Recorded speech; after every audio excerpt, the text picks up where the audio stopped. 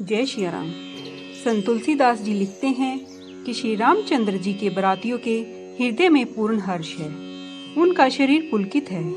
सबको यही लालसा लगी है कि कब हम राम लक्ष्मण दोनों भाइयों को नेत्र भर के देख सकेंगे।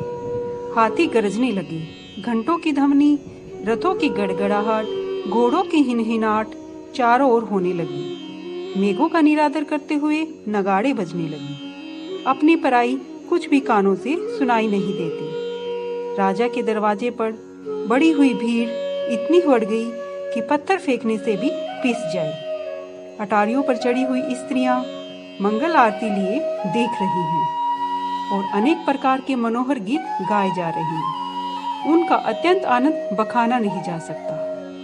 तब मंत्री सुमंत जी ने 2 रथ सजाए। उनमें ऐसे घोड़े जोते जो सूर्य के घोड़ों को भी मात देते हैं। दोनों सुंदर रथ वे राजा के पास ले गए। उनका वर्णन सरस्वती जी से भी नहीं किया जा सकता। एक रथ राजसी ठाठ से और दूसरा तेज के समूह से बहुत ही शोभामयान था। उस सुंदर रथ पर राजा ने सहर्ष वशिष्ठ जी को चढ़ाया और आप शिव, गुरु और पार्वती जी का तथा गणेश जी का स्मरण करके दूसरे रथ पर चढ़ गए। वशिष्ठ मुनि समेत राजा दशरथ कैसे शोभित हुए जैसे बृहस्पति के साथ इंद्र हो। कुल की रीति और वेद की विधि के अनुसार कार्य करके सबको सब प्रकार से सजे हुए देखकर श्री रामचंद्र जी का स्मरण कर गुरु की आज्ञा पाकर राजा दशरथ जी शंख बजाकर चले। बारात देखकर देवता प्रसन्न हुए और सुंदर मंगलदायक फूल बरसाने लगे। बड़ा शब्द हुआ, घोड़े हिनहिनाने लगे और चिंघाड़ने लगे। आकाश में और बारात में बाजे बजने लगी। देवताओं और मनुष्यों की स्त्रियां सुंदर मंगल गाने लगी। रसीले राग में शहनाइयां बजने लगी। घंटा और घंटियों की ध्वनि का वर्णन नहीं किया जा सकता।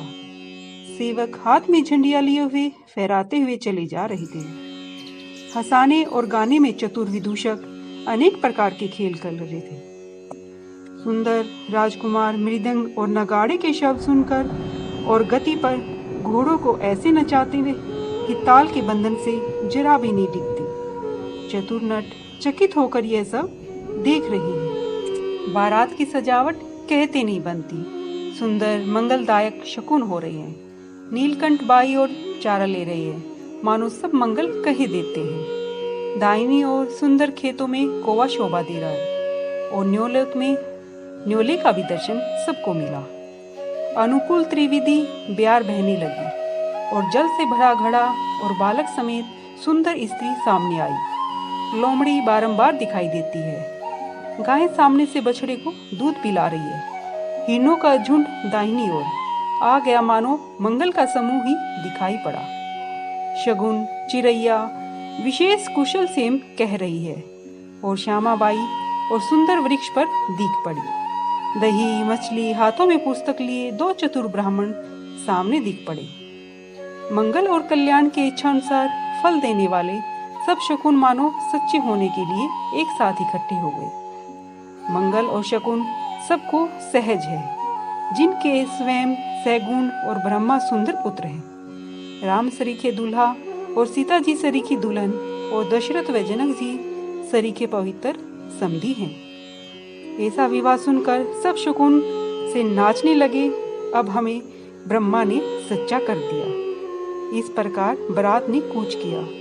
घोड़े हाथी गरज रहे हैं और नगाड़े बज रहे हैं। दशरथ जी को आते हुए जानकर जनक जी ने नदियों पर पुल बंधवा दिए। बीच में सुंदर पड़ाव बनवा दिए, जिसमें देवलोक के समान संपदा छा रही थी। उत्तम उत्तम भोज्य पदार्थ, शयनयान और सुंदर वस्त्र सबने अपनी अपनी इच्छा अनुसार पाई। नित्य नए प्रकार का सुख मन के अनुकूल पाकर सब बाराती अपने घर को भूल गए। नगाड़ों का शब्द सुन सुंदर बारात का आगमन जानकर हाथी घोड़े और पैदल सजाकर अगवान लोग बारात को लेने चले। भरे हुए स्वर्ग के कलश, कटोरे, थाल और अनेक प्रकार के सुंदर पात्र, यह सब भांति भांति के अमृत के समान पकवानों से भरे हैं, जिनके स्वाद का बखान नहीं किया जा सकता। उत्तम फल तथा और भी सुहावनी वस्तुएं राजा ने प्रसन्न होकर भेंट के लिए भेजी।